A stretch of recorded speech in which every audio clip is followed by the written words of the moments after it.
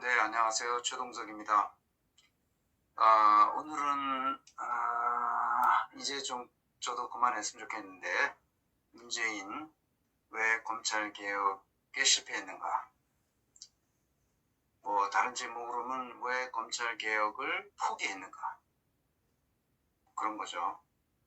같은 말입니다. 포기했기 때문에 실패했고, 실패했기 때문에 포기했을지도 모르죠.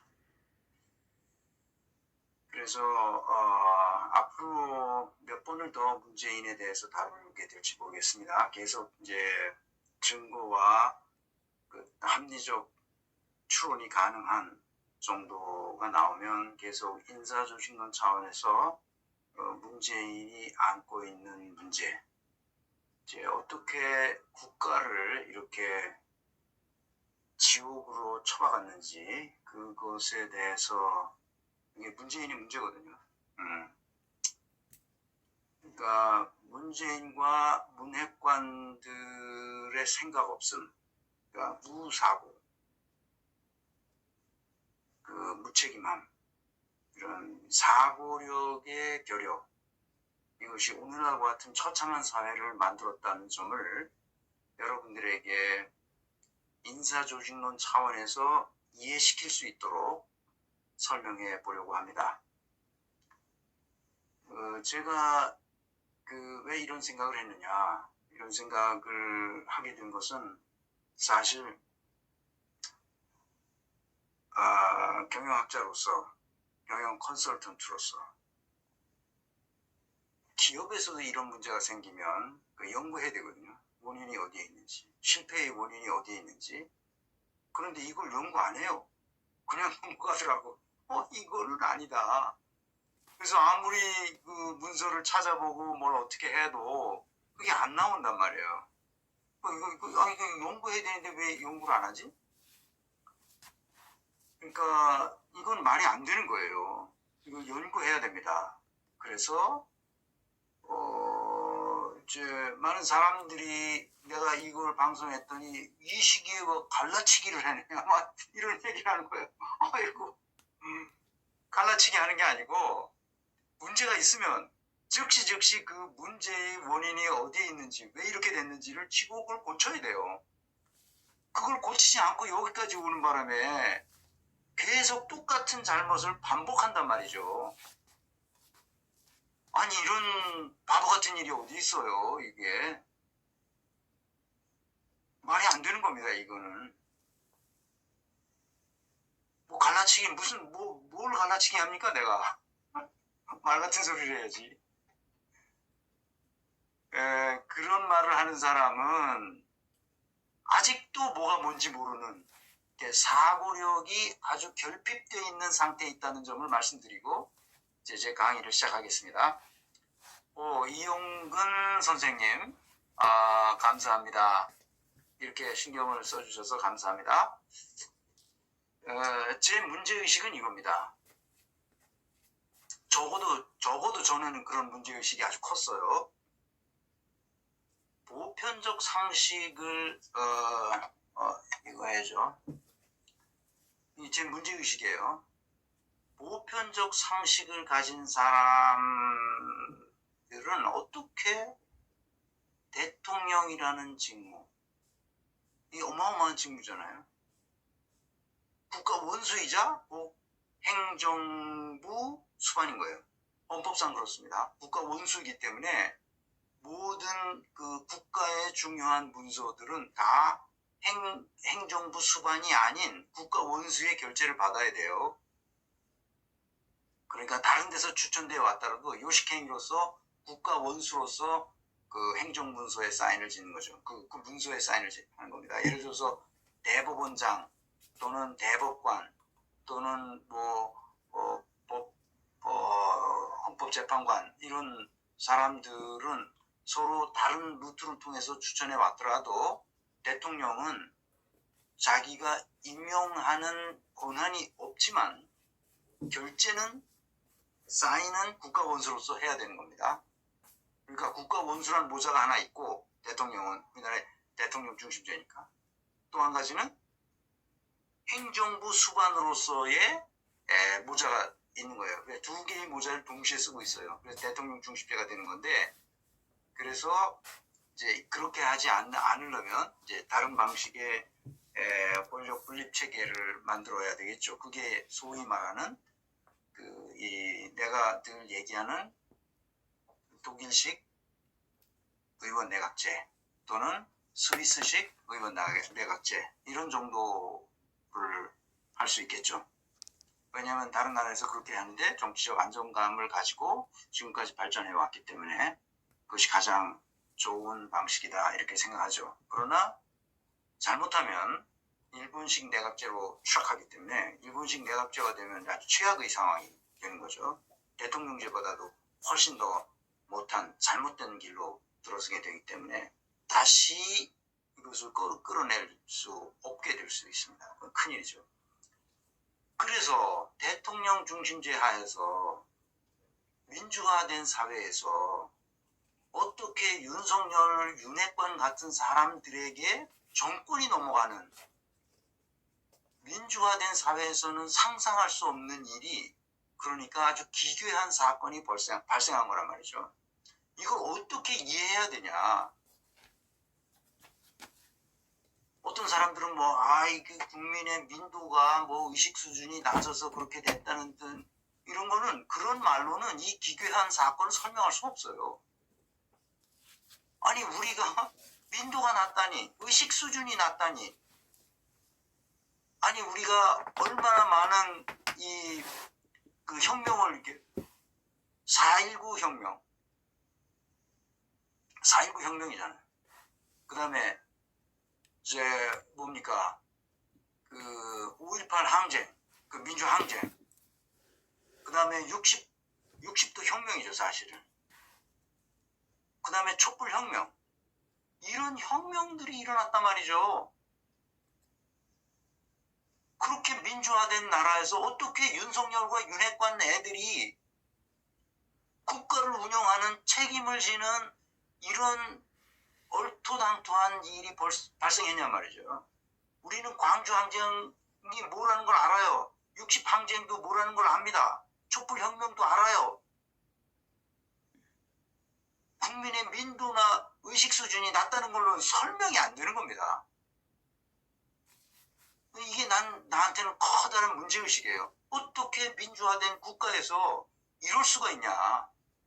어떻게 윤석열 같은 인간을 대통령으로 밀어올릴 수 있냐 이거야. 이게 누구 책임이냐.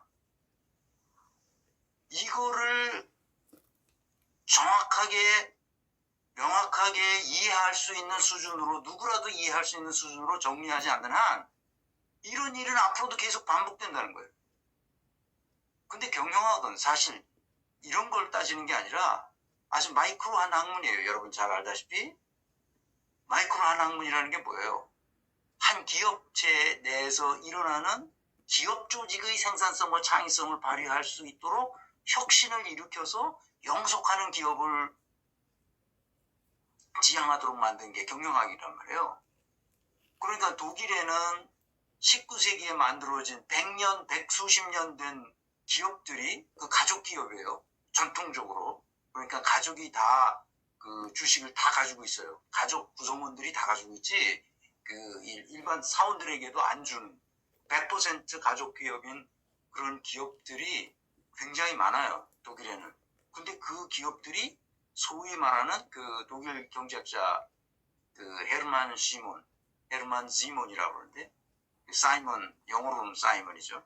헤르만 지몬이라는 그 경영학자이기도 하고 근데 이분이 전 세계적으로 한 3천여 개의 뭐가 있냐 하면 그 히든 챔피언이라는 말을 처음으로 쓴 분이 그 헤르만 지몬이라는 학자인데 전 세계에 3천여 개의 히든 챔피언 그러니까 국제 경쟁력을 빵빵하게 가지고 있는 그런 강소 기업들 근데 그런 기업들이 약 3,000개가 되는데 전 세계에 그 중에서 1,300개 내지 1,400개가 어디에 있느냐? 독일에 있어요. 그러니까 전 세계에 한 43% 되는 기업들이 독일에 있는 셈이에요. 그러니까 이 말은 무슨 말이냐? 행복블루님, 아무리 생각해도 이해가 되지 않지요. 나라는 망가지고 있는데 해맑게 책방이나 오픈하고 도저히 이해되지 않습니다. 네, 저도 이해가 안 돼서 지금 이 방송을 하는 겁니다. 제 생각이 틀렸을 수 있어요. 항상 이렇게 오픈되어 있습니다. 그러니까 이 44, 약 1300개에서 1400개가 되는 이 히든 챔피언들이, 히든 챔피언 왜? 전 세계 시장에 이 상당히 시장 점유율을 적어도 50% 이상 가지고 있어요. 6, 7, 많게는 8, 90%의 시장 점유율을 그 아이템, 그 업종에서 그렇다는 말이에요. 그러니까 이런 중소기업들이 강력하단 말이죠. 근데 이 중소기업들은 대부분 다는 아니지만 대부분 리스팅이, 그러니까 리스팅이 뭐죠?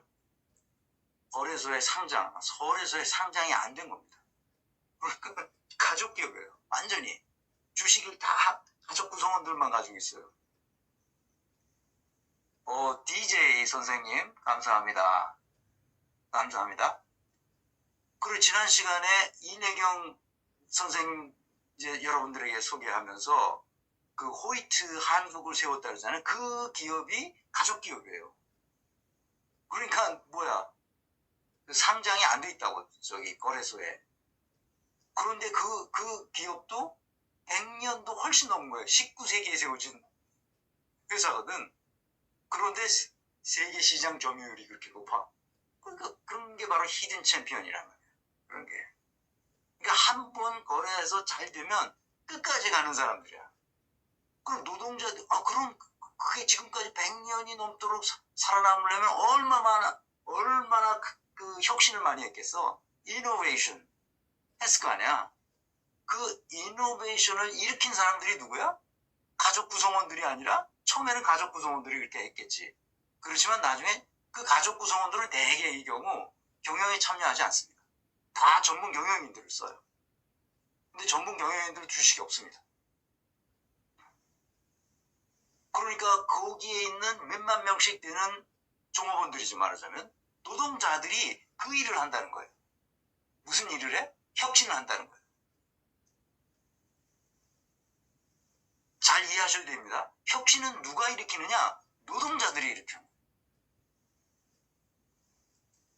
지금 노동자들을 때려잡아야 한다는 생각을 하는 사람이 어떻게 국정을 운영할 수 있냐, 이게. 이 세계에서 지금 이 세상에서. 코끼리님, 감사합니다. 이 이모티콘을 보내주셨네요. 막 뛰는데 지금. 감사합니다.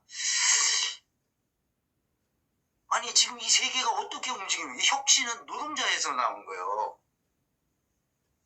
혁신은 무슨 저 높은 산에 있는 무슨 경영진에서도 혁신이 있을 수 있겠죠. 전부 노동자들이 나오는 거야. 왜 그러면 독일에서 유능한 사람들이 노동자에 많으냐? 왜? 노동시간이 적기 때문이야. 이 지구상에서 가장 노동시간이 적은 나라가 어디냐? 독일이에요.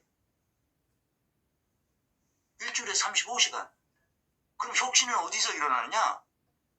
쉴 때 일어나. 생각하잖아. 내가 지금까지 일을 이렇게 해왔는데 앞으로 어떻게 해야 일이 되나? 어떻게 하면 더 잘할 수 있을까? 나도 강의 시리즈를 쭉 기획하고 있어요. 있을 때 머릿속에서 저 목욕탕 가서, 그 탕 안에 가서 누워서 반쯤 누워가지고 이렇게 생각하잖아. 그때 아이디어가 나오는 거야. 이건 이렇게 해야 되겠구나. 하는 아이디어가 나오는 거야. 쉴 때. 저 바닷가에 가서 해변가에서 앉아서 쉴 때. 인생은 이렇게 살아면 안 되는 거구나 하는 깨달음이 온단 말이죠. 산책할 때. 이거야, 맞아, 이거야. 내가 왜 이 생각을 못했을까? 이렇게. 쉴 때, 여유가 있을 때, 노동자들이 자기 직무와 관련된 이노베이션이 나온다는 거예요. 그래서 경영학에서는 이노베이션 매니지먼트라는 영역이 있어요. 이노베이션 매니지먼트도 이제 배웁니다. 이노베이션 매니지먼트의 핵심은 뭐냐? 어떻게 하면 이노베이션이 된다는 것을 가르칠 수가 없어요. 뜻밖의 것에서 이노베이션이 나오기 때문에.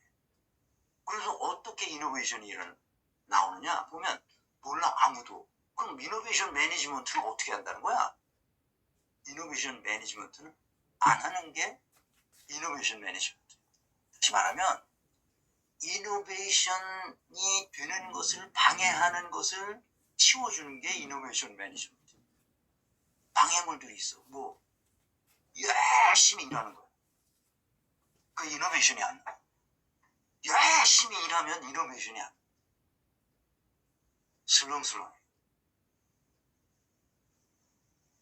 쉬어야 돼. 그리고 생각을 해봐야 돼. 인간의 고등한 정신 능력은 이노베이션을 만들게 돼 있어요.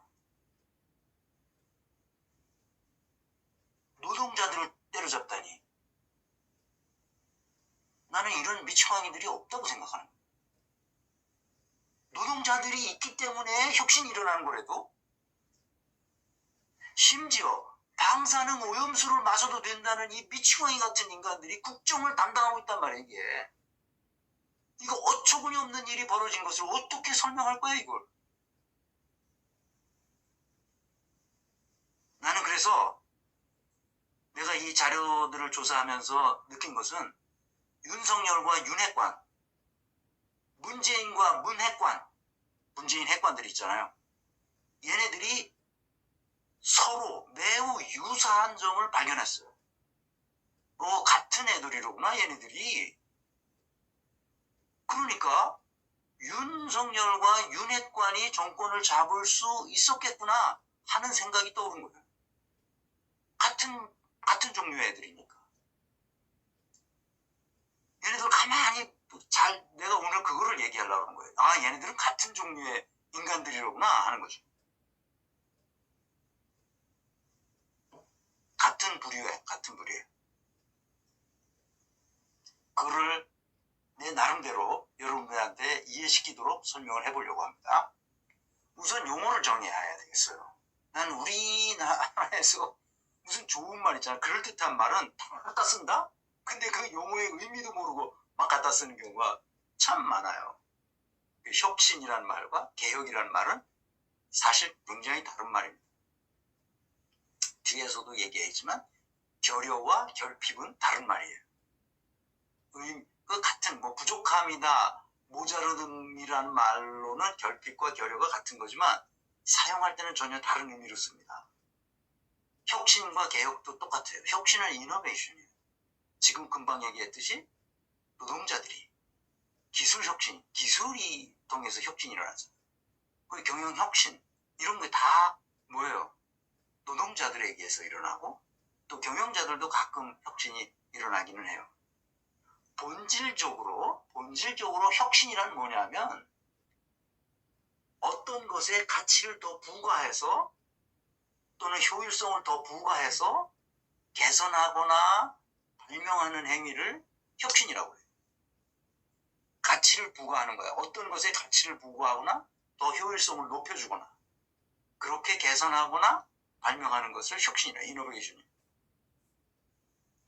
그러니까 이례경 이사장이 혁신위원장이 됐다는 말은 어떤 가치와 효율성을 추가하기 위해서 개선하거나 발명하는 행위를 하는 것이 아니고 구조와 시스템을 바꾸는 개혁을 하는 거지. 왜냐하면 지금까지 개혁을 한 적이 없어, 민주당은.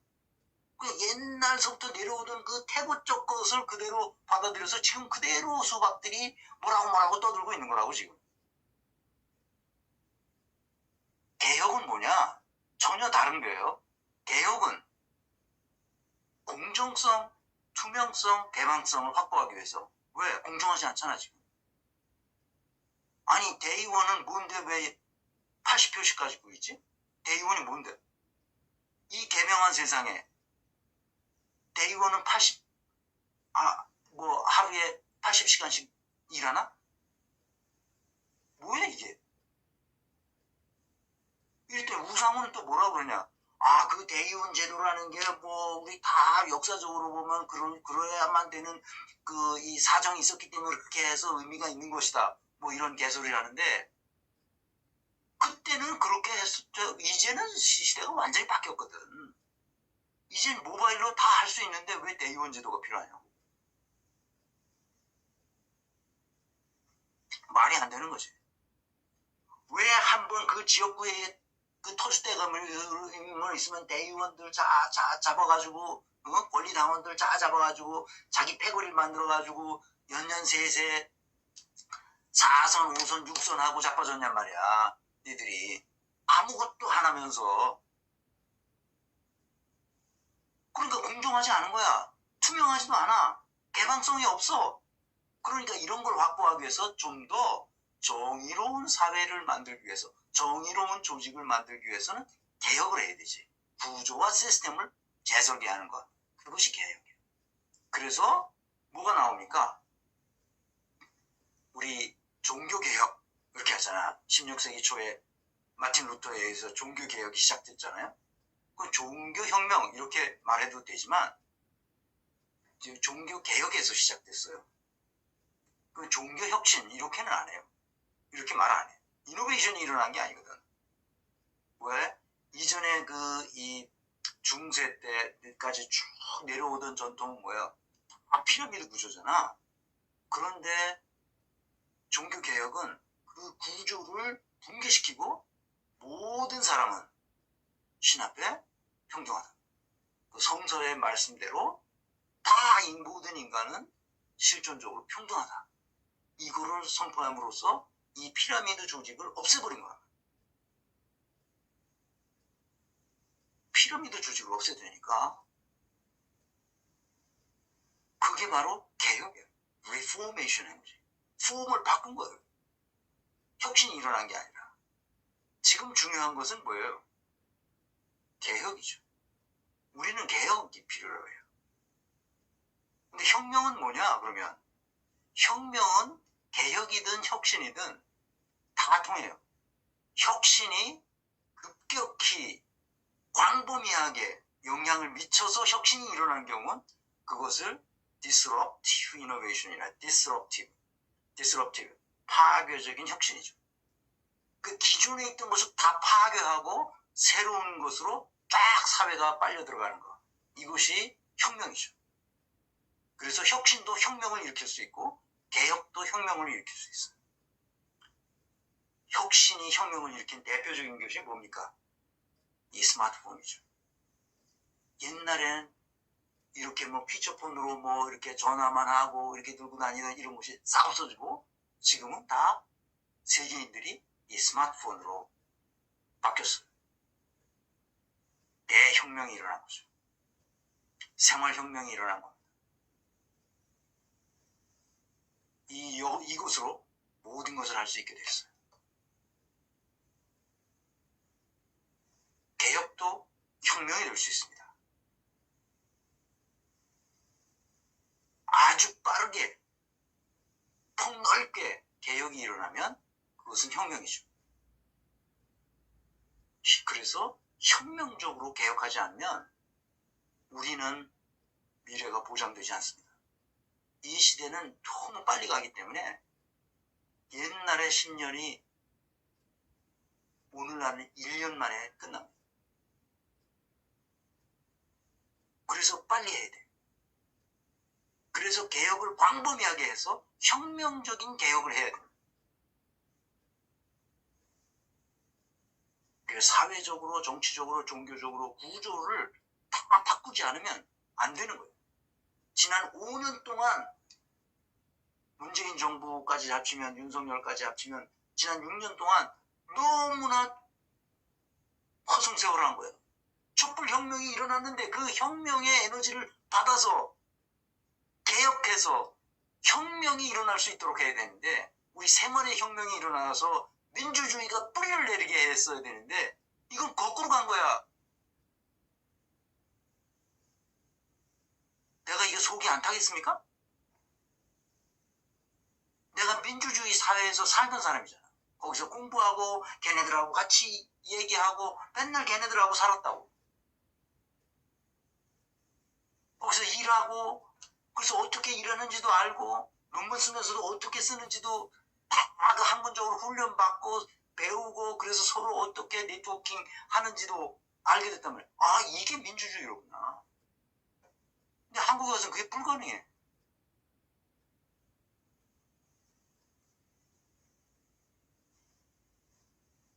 본질적으로 혁신이나 개혁은 이런 혁명을 가져올 수 있어야 됩니다. 그렇지 않으면 개혁 하나만 하죠.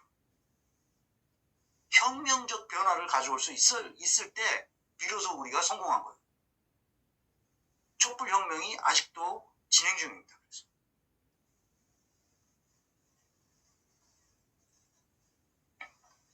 이 혁명을 방해하는 자들, 지난 시간에 그 홍영표 얘기를 했는데 이 혁명을 방해하는 자들이 어떤 식의 태도를 가지고 있는지를 한번 보겠습니다.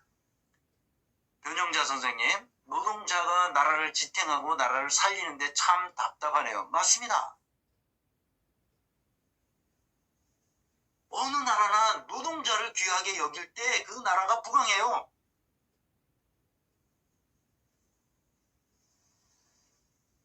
백년이 넘는 백몇십 년 동안 계속 혁신이 일어난 이유가 뭐냐 말이에요.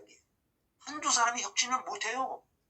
노동자가 몇만 명이 다 같이 그 자기 직무에 관한 조금씩 개선해 나가면서 혁신이 일어나는 거거든.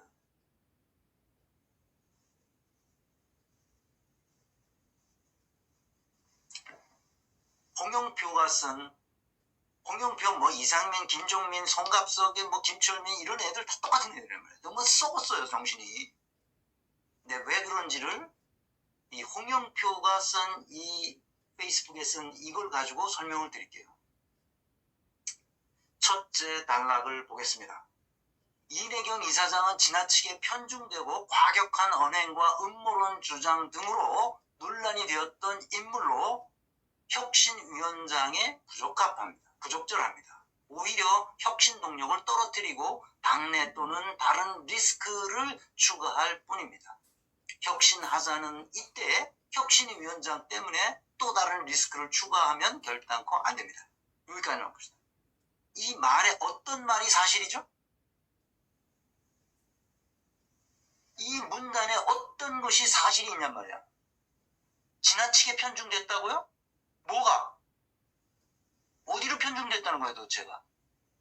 과격한 언행과 음모론 주장을 했다고요? 어떤 것이 과격한 언행이야? 무슨 음모론이 있어?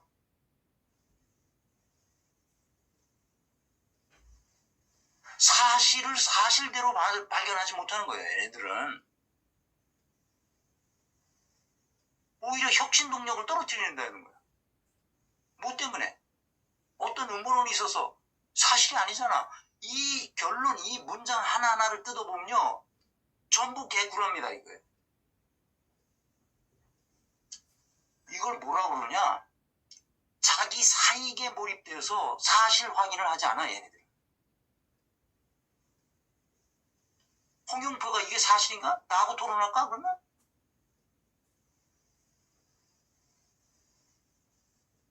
그 다음 문장을 봅시다. 내년 총선이 점점 어려워지고 있습니다. 누구 때문에 어려워졌지? 왜냐하면 당대표의 사법 리스크. 사법 리스크는 누가 말한 거야? 이낙연이 말한 거 아니야? 이낙연 계파들이 지금 이게 나서서 이렇게 발광을 하고 있는 거 아닌가 지금? 누가 사법 리스크를 일으킨 거야? 사법 리스크란 말을 누가 처음 썼어? 이낙연이 썼잖아. 그래서 뭐 도덕성 어쩌고 한 놈들이 누구야? 바로 홍영표 아니었어? 전당대회 동봉수 사건은 누구지?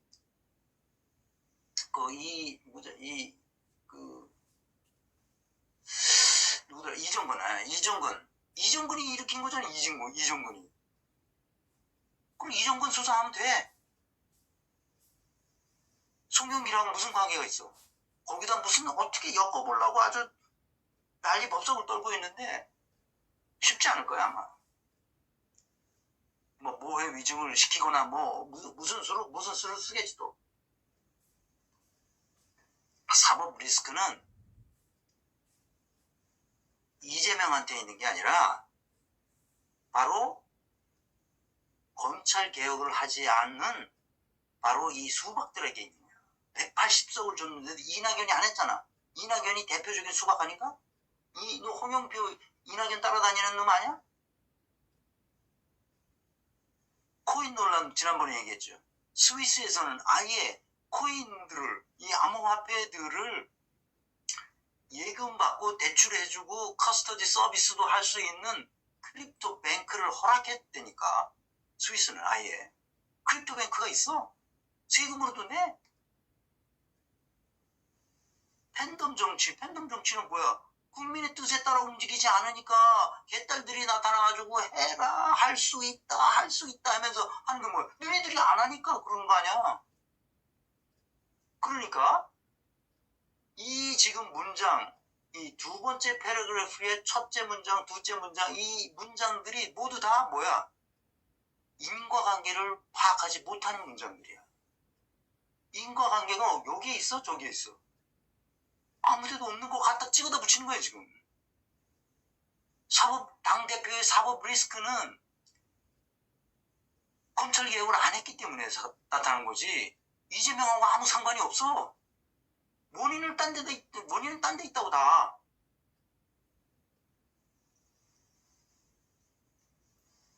그래서 내가 이 두 번째 패러그래프의 문제는 분석적 사고, 개념적 사고력이 결여되어 있다. 결여되어 있는 것은 다른 사람이 채워줄 수가 없어요. 자기가 스스로 그것을 회복해야 돼. 그런데 얘네들은 나이가 지금 몇 살이야? 평생을 저렇게 살아왔기 때문에 회복이 안 돼. 저기 굳어져, 사고력이. 그래서 문제인 거예요. 그래서 얘네들하고 타협을 할 수가 없어. 얘네들은 이걸로 끝이야 그냥. 더 이상 다른 생각을 못해. 왜냐하면 사익만 추구하기 때문이지. 다시 우리가 어떤 일을 할 때 그 일을 나의 이익을 위해서 하는가, 아니면 내가 속한 조직을 위해서 일하는, 내가 속한 조직이 정당이겠지? 그럼 정당을 위해서 하는가, 정당에게 이익이 되는가, 나에게 이익이 되는가, 아니면 국가에게 이익이, 여기서 국가는 국민이겠지? 그럼 국민에게 이익이 되는가 하는 세 가지 선택지에서 내가 어떤 걸 하나 선택해야 돼. 그럼 정치인이 됐다면, 직업적인 정치인이 됐다면 홍영표는 누구의 이익을 위해서 해야 돼? 자기가 속한 정당의 이익을 위해서 하거나 아니면 국민의 이익을 위해서 해야 되겠지. 자기 이익을 위해서 하면 안 되지. 그런데 이 문장을 잘 보면 사실을 확인하지 않은 이유가 진짜 이래경 이사장이 진짜 그런 사람인지를 확인해보고 우리에게 도움이 되겠다 하면 그제 가서 얘기해도 돼. 확인해보지도 않고 저 사람 김근택인데 빡센 사람인데 안 되겠어 하고 몇 가지 꼬투리 잡힐 수 있는 말들을 꺼내가지고 이런 식으로 매도해버리는 거지. 그러니까 자기 이익을 위해서 그럴듯한 말을 나열하는 거야. 그러니까 그 사람이 무슨 말을 했냐는 것을 잘 보는 게 굉장히 중요해. 그래서 말, 행동, 의사결정, 이 세 가지를 잘 관찰하라고 하죠. 말이 안 되는 거지. 사실을 확인하지 않았어. 사실을 확인하지 않고, 그러니까 분석적, 개념적 사고력도 없는 엉터리 같은 이야기를 하고 있는 거야. 이 문장을 뜯어보면 그렇다는 말이야. 사고력이란 뭐냐? 영양 요소의 두 가지 사고력을 영양 요소로 집어넣었어요. 분석적 사고력과 개념적 사고력이지. 이 분석적 사고력과 개념적 사고력은 태어날 때 타고나는 성향이 있어요. 모든 영양 요소들이 다 타고나는 거예요. 그것은 지금부터 분석적 사고력을 연습해서 분석적 사고력이 생기지 않는다는 말이에요. 개념적 사고력 맞아요. 분석적 사고력은 여러 복잡한 사안을 잘게 쪼개서 나누어서 생각해 보는 거예요. 첫째, 둘째, 셋째, 넷째 이런 식으로 나누어서 보는 거예요. 그런데 이들 간에 서로 인과관계가 어떻게 되어 있는지를 파악하는 거예요. 그게 아주 고등한 수준의 사고력이지. 인과관계. 그리고 그들 간에 서로 얽혀 있는 인과관계와 상관관계를 파악해서 이 전체를 묶어서 이것은 이런 것이로구나 하고 개념화하는 거야. 그게 개념적 사고력이죠. 이 두 가지의 영향 요소가 무엇을 추동하느냐 하면 프로그램적 사고, 플랫폼적 사고, 시스템적 사고를 일으켜줘요. 분석적 사고력, 개념적 사고력이 없으면 프로그램적 사고, 플랫폼적 사고, 시스템적 사고를 할 수가 없어요. 그러니까 사실도 확인을 못하는 사고력을 가지고 어떻게 프로그램적 사고가 나오겠어요? 못하지. 이 프로그램적 사고는 아주 기초적인 사고야. 내 손자인 2살 빼기도 프로그램적 사고를 해. 내가 깜짝 놀랐어. 여러분 지난번에 내 손주에게 해주고 싶은 이야기 했을 때 노동에 관해서 얘기할 때 이 골프 클럽을 가지고 그 어른 걸 드니까 이게 무겁잖아. 그러니까 이거 들고 이게 너무 무거운 거야 자기 신체에는. 그러니까 공주수로 가다가 이걸 무거우니까 이거를 그냥 잔디밭에다 놓고 뭐라는 거야. 그냥 걸어가서 공을 주워 오잖아. 그게 뭐야? 프로그램적 사고. 그러니까 2살 배기도 프로그램적 사고를 해. 놀랍잖아요. 그러니까 놓고 갔다 오는 거야. 왜냐하면 무거운 걸 거기까지 들고 갈 필요가 없잖아. 그게 프로그램적 사고. 그러니까 어떤 일이 발생하고 그 다음에 이 일이 발생했으면 그 다음 사건이 뭐가 나오고 또 이 일로 인해서 그 다음 사건이 나오고 그 다음 사건이 나오고 이렇게 시퀀싱이 이루어지는 이런 사고야. 이게 프로그램적 사고지. 그러니까 프로그램이라는 것이 뭐야? 소프트웨어 프로그래밍 하는 소프트웨어 엔지니어들이 다 명령어들을 순서대로 계속 써나가잖아요. 이렇게 명령어들을. 그 명령어들의 조합이 뭐야? 프로그램이죠.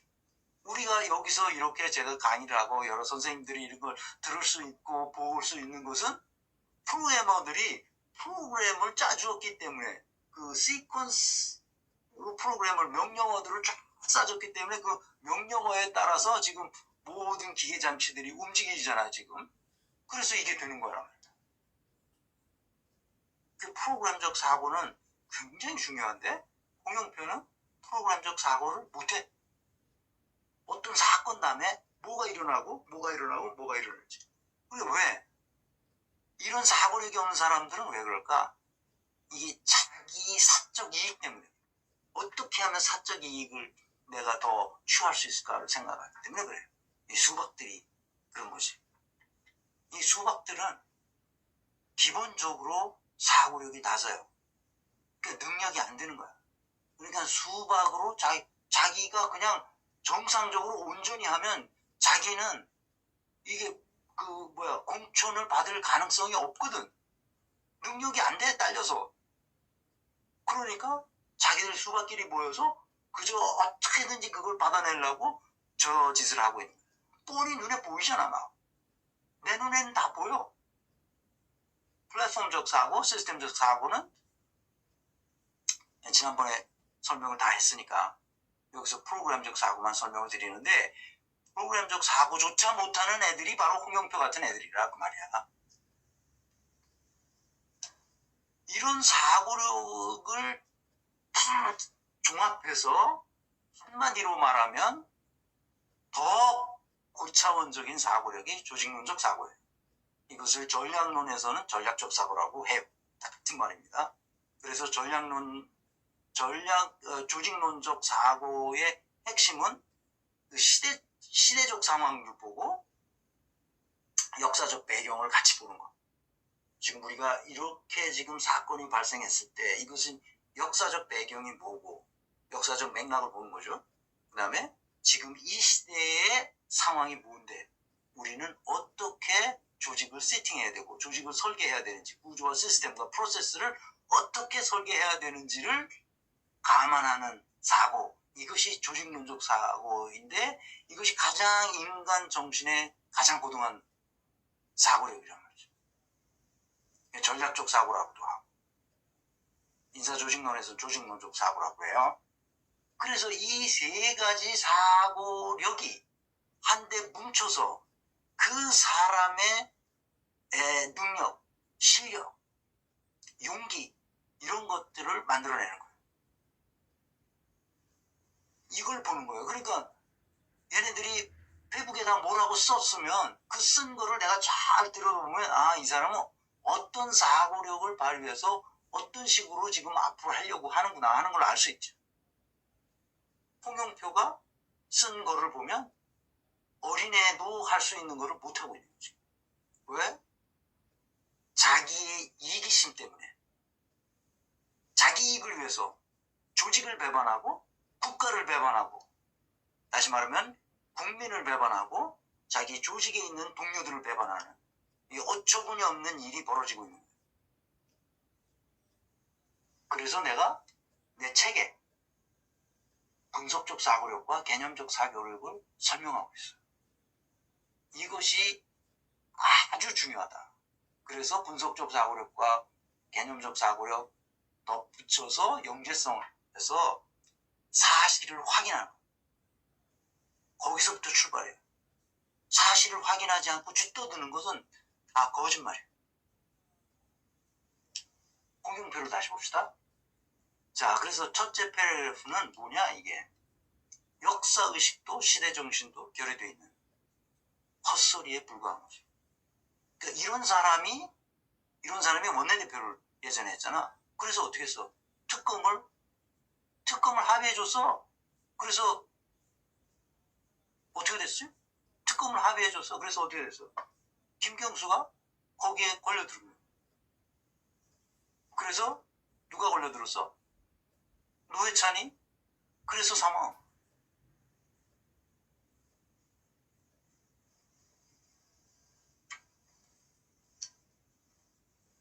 내가 잘못 말했으면 지적해 주세요. 혹시 말이 안 되는 겁니다. 역사의식과 시대정신이 결여되어 있기 때문에 그런 허튼 수작을 하는 거예요. 특검을 했으면 무엇이든지 파내려가서 어떤 거라도 긁어다가 자기가 뭘 하려고 할 거 아니야.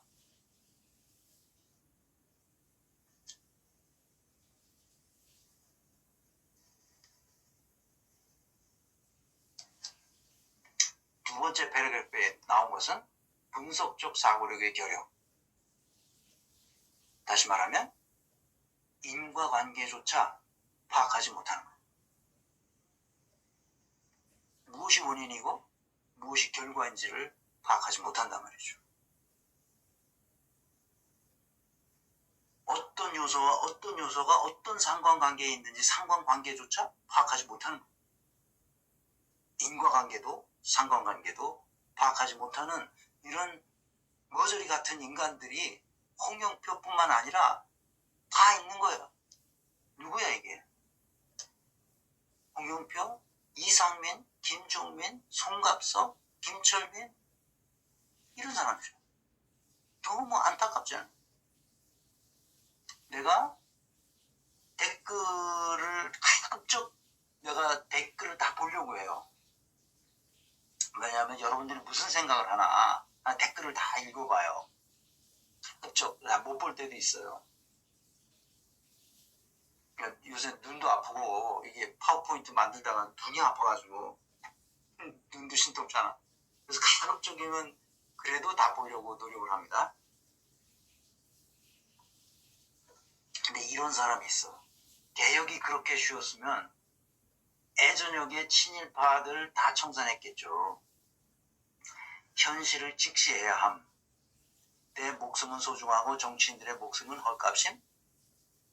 기득권이 한두 명 죽임? 제발 진보는 자기 이상 실현해 주길 기대하며 대통령으로 뽑아놓고 기득권과 싸우다가 졌다고 실망해서 욕하고 저주하는 짓 좀 그만해라. 안 그래도 기득권하고 싸우기도 벅찬데 우리끼리 싸워야겠음? 그렇게 언론에서 5년 내내 노무현을 고립시키는 것에 당하고 비판적 지지했다가 정권도 뺏기고 노무현도 잃고 당연히 반작용으로 문재인한테 무조건 지지한 것은 필요한 과정이었음. 언론 때문에 또 정권 뺏긴 거고 또 문재인 고립시키고 문재인 탓만 하면 뭐가 달라짐. 이재명이라고 이 국회 구성에서 제대로 개혁할 수 있을 것 같음? 님은 또 이재명도 제대로 개혁 못하면 노무현 문재인처럼 할 사람임. 똘똘 뭉쳐도 시원찮을 판에 뭐 하자는 건지. 수박들이랑 싸우기도 힘든데 문재인, 이재명 갈라치기까지. 그래서 밑에 쭉 나와요. 그래서 뭐 하여튼 지금 문재인을 까는 놈들은 다 나쁜 놈이다. 이제 이런 얘기를 한 거예요. 그 이론이 그런 거예요. 이게 우선 이 사람 첫 문장 첫 줄 개혁이 그렇게 쉬웠으면 애준혁의 친일파를 다 청산했겠죠.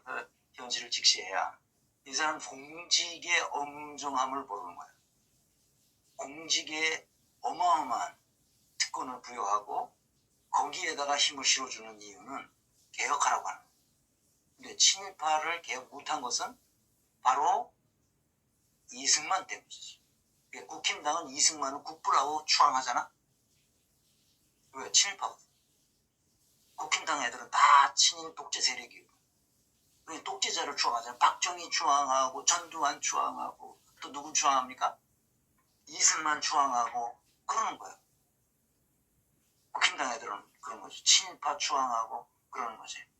그러니까 그래서 우리는 다시는 이런 일이 없도록 하기 위해서 철저하게 공직의 엄정함을 가르쳐야 된다는 거지. 공직자로 나섰으면 철저하게 국민을 위해서 일할 수 있는 각오가 돼 있어야 된다. 그것을 증명해 줘야 돼. 두 번째 봅시다. 내 목숨은 중하고 정치인들의 목숨은 헐값임? 그래. 특히 정치인에게 그 많은 권한을 부여하는 이것은 권한이라는 국가적 강제력을 말하는 거거든. 그 국가적 강제력을 그 공직자에게 부여한 이유는 그런 개혁 조치를 쓰라고 한 거거든. 강제력이 없기 때문에 시민들은 못해요. 공직자에게 강제력을 부여했거든. 그래서 그들이 기득권층을 정리해서 모든 백성들이 평등한 체제로요. 각자 자기의 능력대로 할 수 있는 시스템을 만들려고 그들에게 강제력을 부여했는데 그 강제력을 자기의 온갖 특혜와 의전만 받고 아무것도 하지 않았어. 그거를 가만 내버려 두는 것이 지금 엄청난 잘못이라는 것을 이 사람은 모르는 거예요. 그래, 엄청난 보수와 특혜와 의전만 누리다가 아무것도 안 하고 물러났어. 그래서 나라가 이 모양이 이 꼴이 된 거야. 그걸 가만두라고? 그러면 다음 사람도 그럴 거 아니야. 가만뒀으니까. 왜 이전 사람은 안 그랬는데 왜 지금 와서 그러냐? 이럴 거 아니야. 억울하잖아, 그러면. 생각이 없는 사람이야. 이런 댓글을 쓰는 사람. 댓글 쓰는 걸 딱 보면 이 사람이 얼마나 생각 없는 인간인지를 알 수 있어요. 우리끼리라니. 여기서 우리끼리라는 거야. 우리끼리. 응? 우리끼리 싸워야겠어? 우리끼리라니. 아니 수박이 어떻게 우리야. 양아치만도 못한 놈들 아니야. 어떻게 이 사람들한테 탕평책을 쓰냐고. 이재명이 실수한 게 탕평책을 쓴다고 송갑석이 뭐 이런 놈들을 다 거기다 자리를 준 게 문제야. 안 바뀐다니까 사람은. 싸우지 말고 통합하자고 하는 것은 아무것도 하지 말자는 거나 똑같아. 그냥 이대로가 좋으니 우리 여기서 그냥 먹고 살자 이러는 거나 똑같은 거지. 그 혁신을 못하는 거지. 개혁도 안 되고. 이 수박들이 왜 그러냐? 이미 기득권화돼 있기 때문에. 자, 그 다음에 다음에 봅시다. 무조건 지지한 것은 잘못된 거죠. 무조건 지지는 안 돼요. 이게 문바들이 결국은 나라를 망친 거예요. 그러니까 문재인의 지지율을 올리기 위해서 온갖 수작들을 다 부렸는데 이게 결국은 나라를 망친 거고 문재인을 망친 거야. 그 다음에 언론 때문에 또 정권 뺏긴 거고. 언론을 개혁하면 돼. 언론 개혁은 아주 쉬운 거거든. 왜? 아니 가짜뉴스 퍼날르고 조작뉴스 퍼날르고 이런 언론들을 돈으로 문제를 해결할 수 있어요. 사람을 감방에 집어넣지 않아도 돈으로 해결할 수 있어. 왜? 가짜 뉴스가 나온 것만큼 그거에 따라 매출액의 몇 %씩 벌금을 때리면 돼. 그럼 감히 어떻게 조작 날조 뉴스가 날아다닙니까? 그걸 안 한 거야, 그걸. 그렇게 쉬운 언론 개혁을. 정재준 선생님 나타났습니다. 갈라치기 하지 말고 내부 총질 금지하고 동지의 언어를 즐기는 사람인 것 같네요. 그러니 안 되죠. 그러니까 그런 쉬운 방법을 안 쓰고 문재인은 어떻게 했어? 대선 전에 이미 후보 시절에 홍석현을 만났다니까 몰래? 방상훈도 만나고? 그럼 말도 안 되는 짓을 한 거야. 그러니까 언론 개혁 하지 말자 이렇게 된 거지. 뒤에 나와. 문재인이 직접 언론에는 손대지 않겠다. 그러니까 이 꼴이 된 거야, 나라가. 결론만 얘기하면 문재인은 자기 지지율 챙기기 때문에 어떤 시끄러운 것도 안 하려고 했어. 근데 지지율은 점점 더 떨어지지. 그러니까 바보라는 거야. 자, 이재명이 이 국회 구성에 제대로 개혁할 수 있을 것 같아? 개혁할 수 있도록 시민들이 지원해야지. 정치를 시민들이 한다 그랬잖아. 정치를 시민들이. 이재명 빠가 되면 안 돼요? 이재명도 잘못했을 때는 호되게 야단을 치고 비판해야 돼요. 주인이 일을 시키는 일꾼의 빠가 되다니. 아니 머슴의 빠가 돼서 머슴 졸졸 따라다니는 거 아니야? 주인이.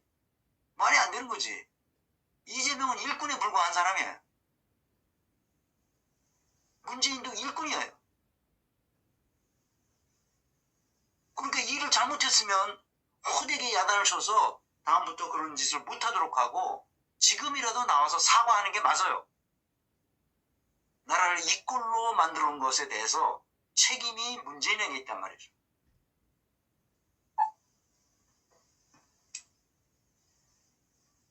지금 이렇게 된 게 정상인 상황이라고 생각하는 사람이 이게 제대로 사고력을 갖춘 사람이야?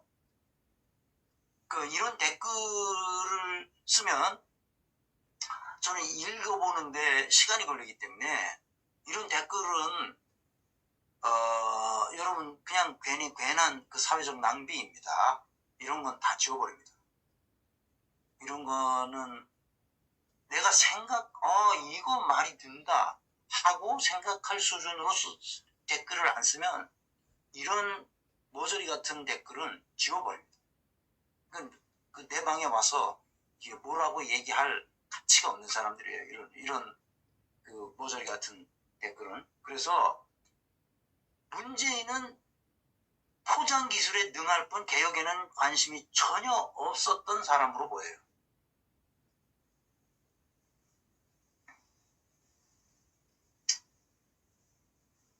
이 댓글을 쓴 사람은 학교에서부터 잘못 배운 거예요.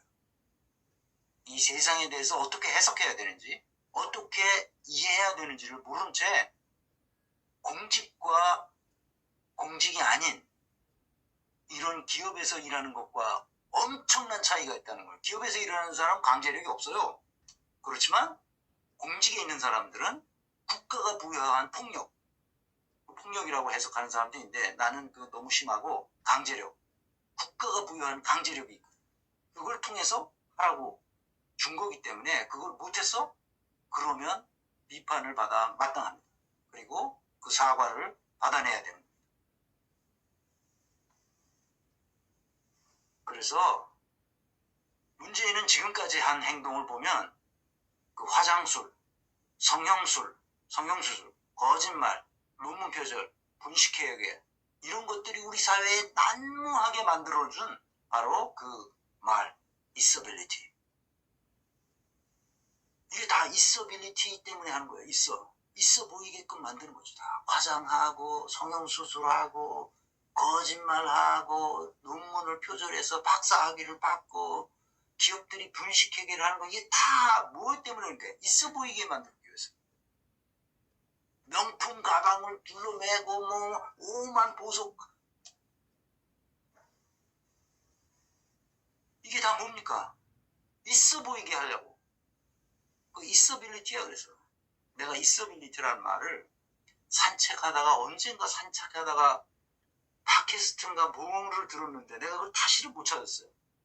그래서 여러분 혹시 있어빌리티라는 그 팟캐스트인가 유튜브인지 뭔지 모르겠는데 하여튼 그게 여기서 나옵니다 하고 알려주시면 좋겠어요.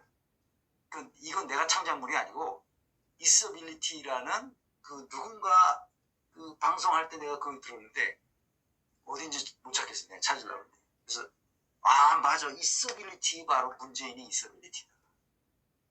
깡통이 아무것도 없어. 내용물이. 그런데 있어빌리티에 아주 능한 사람이야. 능한 사람이지. 포장. 뭐가 있는 것처럼 만들어버려. 근데 아무것도 없어. 뭔가 열심히 한 것 같아. 근데 아무것도 한 게 없어.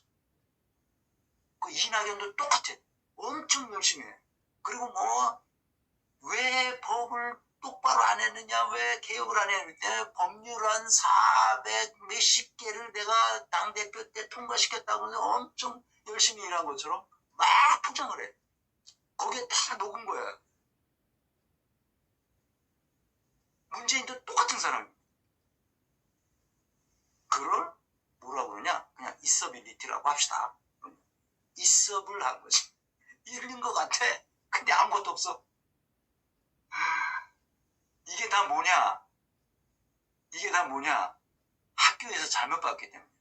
이게 법률가잖아. 문재인은 법률가잖아. 변호사. 이 법률 교육을 잘못 받았어.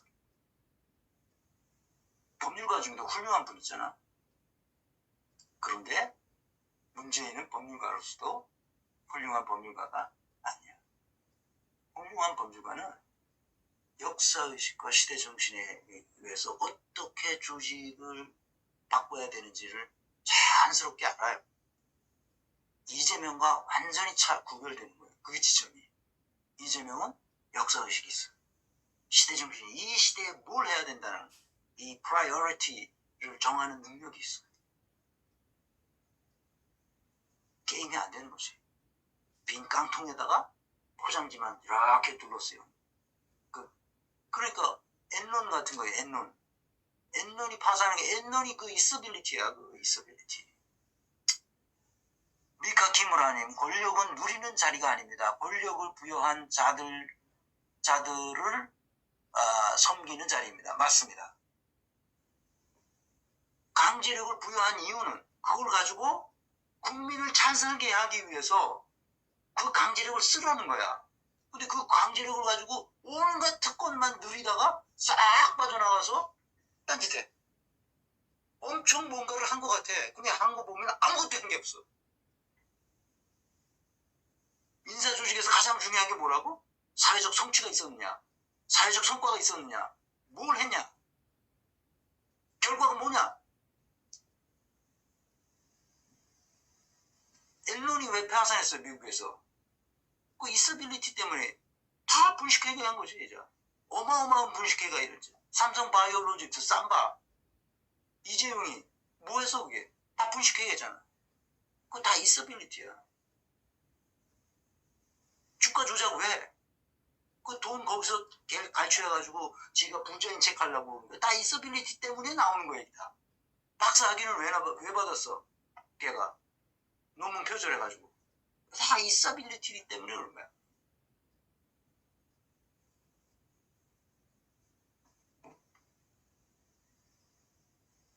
네, 그래서 4편까지 했습니다. 1편에서는 환영적 우월감에 있다. 문재인과 이낙연이.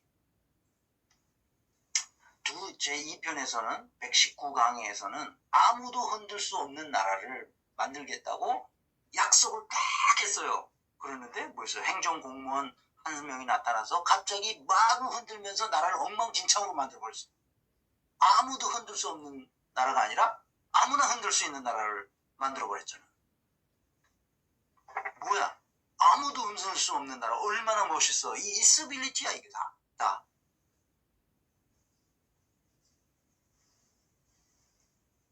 세 번째는 120강에서 뭐라고 했어요? 냉철한 사랑이 균형 감각을 잃었어. 거리감을 잃어버렸어. 굉장히 중요한 말이에요. 거리감. 그 냉철해져야 되죠. 결국 인사하는 게 자기 주변 사람들이야. 전부 다 자기가 옛날부터 알던 사람, 그런 사람들을 갖다가 쓴 거야. 근데 그 사람이 한결같이 다 모질이야. 줄리팡님 감사합니다. 네. 제가 물 한 잔, 무슨 주스 한 잔 주시는 이모티콘입니다. 감사합니다.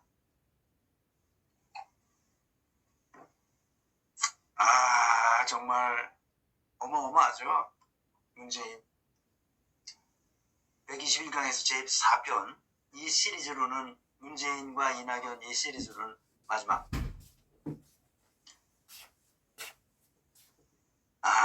이 4편에서는 결국 자기 식구 챙기다가 끝났어요. 전국의 동서남북에서 유능한 인재들을 모아서 국정을 운영할 생각을 못하고 자신과 가까이에서 있었던 신세진 사람들 챙겨주는 그거야 다. 결국은 무슨 일이 벌어졌어요? 구한말에 이랬거든.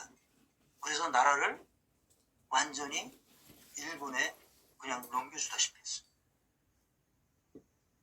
민중이 싸우다가 수십만 명이 죽었어요.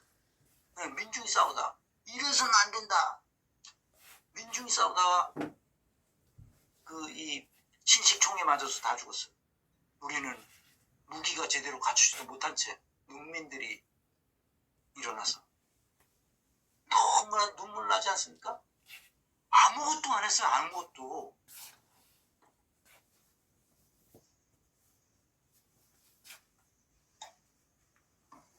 뭔가 있는 것처럼 포장하지만 결국은 아무것도 없는 빈 깡통이었다는 것을 알게 된 거죠. 그런데 있어빌리티를 통해서 사람들을 혹하게 만들었어요. 뭔가 있겠지 설마. 그러나 결국은 아무것도 없는 빈 깡통이었다는 점. 심지어 좌측 깜빡이를 켜고 우측으로 돌아가는 우회전하는 이런 배신자였다는 것. 정재준 선생, 농산물 시장에서 고구마 팔고 수산시장에서 낙지 팔아야 할 사람들인데 공직을 맡아버린. 아주 비유가 대단합니다. 정재준 선생. 네. 카니발 선생님, 박사님, 문재인은 계속 이재명 대표님을 방해하네요. 대통령은 이재명. 느낌표. 네, 감사합니다. 네, 감사합니다. 그 다음에 홍연선님, 네, 레이스킷. 레이스킷. 네, 이모티콘 감사합니다. 정신 차려야 됩니다. 그래서 시민들이 이 사태의 진실이 뭔지를 잘 알아야 됩니다. 내가 그래서 있어빌리티라는 말을 내가 언제 들었는지 기억이 안 나는데 꽤 전에 들었는데 그걸 찾다가 지금 계속 못 찾고 있습니다. 혹시 아까도 말씀드렸다시피 있어빌리티라는 방송이 나오면 이 영어 스펠링은 제가 만든 겁니다. 저한테 알려주시면 이게 이제 젊은이들에게 아마 사용되는 용어인 것 같습니다. 그분이 그냥 자연스럽게 그냥 있어빌리티라고 얘기를 해서 저도 활용합니다. 있어빌리티. 좋은 말인 것 같습니다. 뭐 이렇게 해서 우리의 언어가 이게 점점 그러니까 이 뭘로 설명할 수가 없는 거예요. 이 문재인 현상을. 문재인 현상을 뭘로 한마디로 개념화해야 되는데 이 개념적 사고력이거든요. 분석은 다 했어. 그러니까 이걸 다 합쳐서 뭔지 다 꿰어줬어. 근데 이 꿰어진 이 현상 그 문재인 현상, 이걸 뭘로 설명할 수가 없는 거야. 한마디로 있어빌리티가 딱 맞다고 생각하는 거지. 있어빌리티, 있어 보이잖아. 그런데 열어보면 깡통인 거야. 분식한 거지, 분식. 회사에서 분식회계 하잖아. 주가 떨어지지 않도록 하려고 분식회계 막 하잖아. 똑같은 거지. 있어빌리티. 그다음에 윤석열을 키워준 사람들, 그 인사 실패의 책임자들이 문재인, 이낙연, 노영민이라는 거 17강에서부터 했어요. 그때가 작년도 9월 19일이었어요. 윤석열은 더 이상 참을 수가 없는 사람. 이걸 그냥 내버려 두면 안 된다. 그 다음에 112강에서 윤석열을 방치한 문재인은 패착을 한 것이다. 문재인이 잘못했다. 123강에서 사실 윤석열, 한동훈은 문재인과 이낙연은 같은 파시스트였다. 파시즘, 파쇼, 파시스트 이런 얘기를 하면서 왜 이들이 파시스트인가 하는 것을 설명했습니다. 그래서 이제 오늘 온 거예요. 문재인 왜 검찰개혁에 실패했는가. 이 모든 책임은 사실은 문재인에게 있어요. 왜냐? 최종 책임자니까. 대통령 직무를 맡고 있는 사람이니까 그렇습니다. 그 위에 아무도 없거든. 뭐 잘한 것도 있지 않나? 뭐 그래요. 잘한 거 있어요. 그건 문재인 정부에서 잘한 거죠. 문재인이 잘했다기보다. 뭐 정은경 질병청장 얼마나 잘했어요. 세계적인 모범을 했죠. 그거는 문재인이 잘했다기보다는 문재인이 운이 좋아서 정은경 질병청장 같은 사람을 거기다 앉힌 거죠. 그거 앉히면 정말 잘했죠. 자기 몸을 불살라서 그 바이러스의 공격을 국민을 보호하기 위해서 헌신했죠. 훌륭한 공무원이죠. 공직이란 그렇게 하는 겁니다. 공직은 그렇게 하는 거예요. 결과를 말해줘야 되는 거예요. 결과로. 그 총리니 뭐 대통령 청와대니 이런 데가 방해하는 걸 뚫고 자기 몸을 불살라 바이러스와 싸워서 국민을 보호했단 말입니다. 공직은 그렇게 해야 되는 거예요. 그런 결과로 보여줘야 되는 거예요. 그러라고 그 자리가 있는 거예요. 그러라고 거기다 돈을 투여하고 국고를 써서 그 사람들을 보호하는 거예요. 근데 문재인은 뭐 했어 도대체?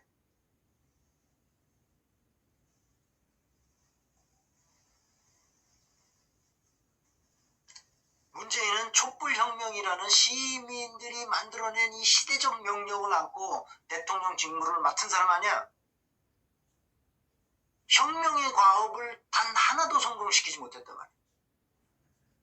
아니, 단 하나의 개혁도 하려고 하지 않았습니다. 내가 지금 그걸 설명하고 있는 거예요. 애초부터 개혁할 의사가 없었다는 것을 내가 발견하고 치를 떠는 거예요. 속인 거죠. 특히 검찰개혁을 하려는 의지 자체가 없었어요. 언론개혁도 전혀 할 마음이 없었어요. 중앙일보 홍석현을 만나고 조선일보 방상훈을 몰래 만났으니까 언론개혁을 할 마음이 있겠습니까? 이것은 내가 이미 이전 강의에서 설명을 다 했어요. 검찰개혁을 못한 것이 아니라 할 마음이 없었다는 거예요.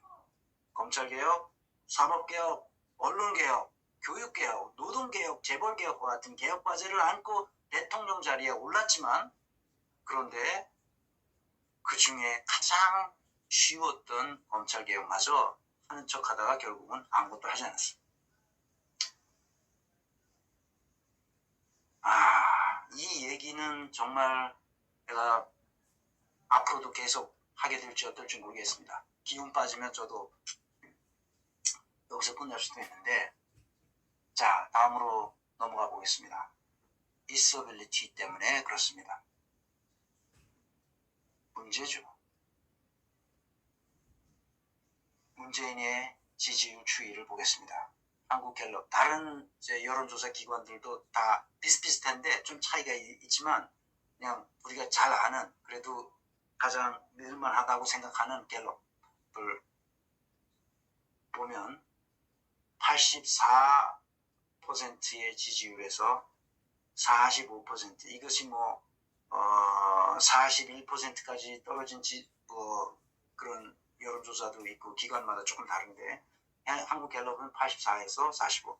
한국갤럽은 비교적 문재인 지지율에 대해서 관대한 그런 여론조사를 하는 거예요. 그 가장 관대한 여론조사 기관인 한국갤럽을 택해서 여러분들에게 소개해요. 84에서 시작해가지고 첫 해, 둘째 해 79, 셋째 해 71, 넷째 해 65, 마지막 해 45.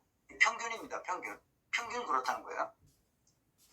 이건 최고치고 최저치는 63, 41, 39, 29, 32 이렇게 해서 끝났습니다. 조국이 이때 취임하고 한 35일? 35일인가?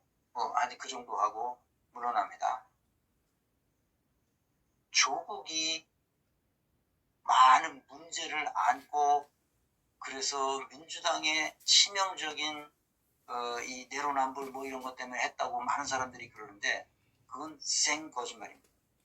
조국이 널먼지와 당하는 시민들이 민주당에 몰아줘야 되겠다 생각했습니다. 그래서 20대 총선에서 21대인가? 그렇지. 21대 총선에서 180석을 몰아줍니다. 이해찬 대표가 지휘했죠. 그 다음에 180석을 이어받은 이낙연이 지휘하면서 추미애를 다시 1년 만에 내쫓습니다. 여러분 다 잘 아시죠? 그러자 급전직하로 떨어집니다. 지지율이. 이탁구 선생님, 이내경을 지켜주지 못하는 이재명과 민주당의 희망이 있을까요, 박사님? 이제 시민이 이내경을 지켜내고 윤석열과 허가받은 범죄집단 정치검찰을 퇴진시켜야 합니다. 이재명의 정치적 효능감도 이젠 좀 보고 싶어요. 네. 네, 여러분의 마음을 이해